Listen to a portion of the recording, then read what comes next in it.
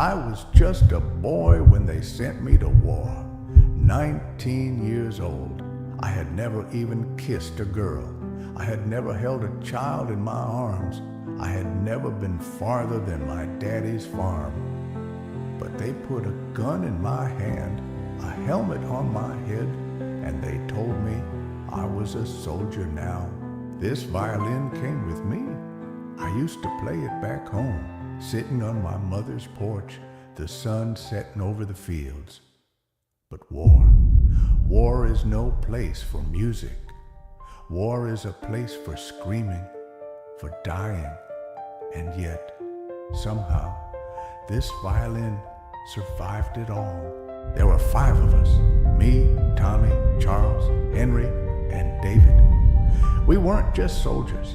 We were brothers, not by blood, but by something stronger, by the kind of bond that only war can create.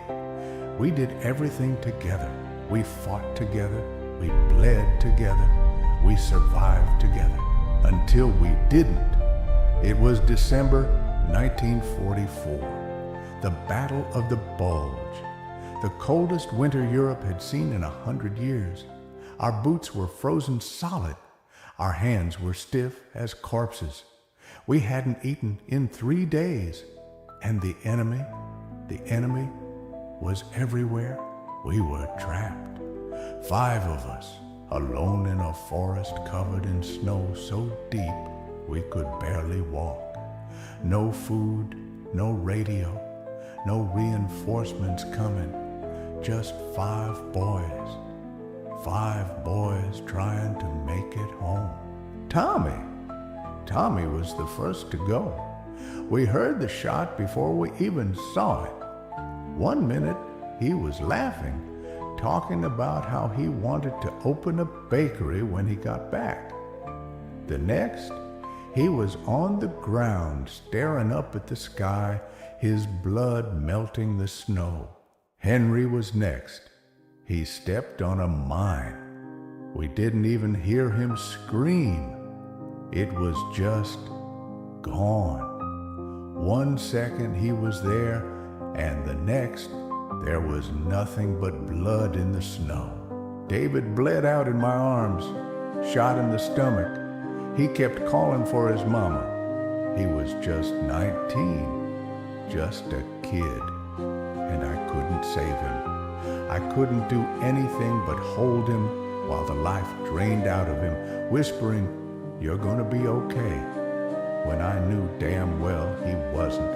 And then there was Charles, my best friend, the last one left besides me. We were hiding, barely alive, starving, freezing to death. And that's when he turned to me and said, "Play me something, John, just one last time." I pulled out this violin. My fingers were numb, my hands were shaking, but I played. I played for him, for Tommy, for Henry, for David. I played the only thing I could think of, Amazing Grace. Charles smiled. He closed his eyes, and when I finished, he was gone. For 80 years, I have played for them in my bedroom, in the dark, when no one else could hear. I played because if I stopped, it meant they were really gone. But tonight, I play for them one last time, and this time, I want the world to hear. This is for you, my brothers, for the boys who never got to grow old, for the ones whose names are carved in stone, for Tommy, who wanted to bake bread, for Henry, who never got to go home, for David, who called for his mama, for Charles, who just wanted one last song. Charles, I'll play you something beautiful now. Good luck.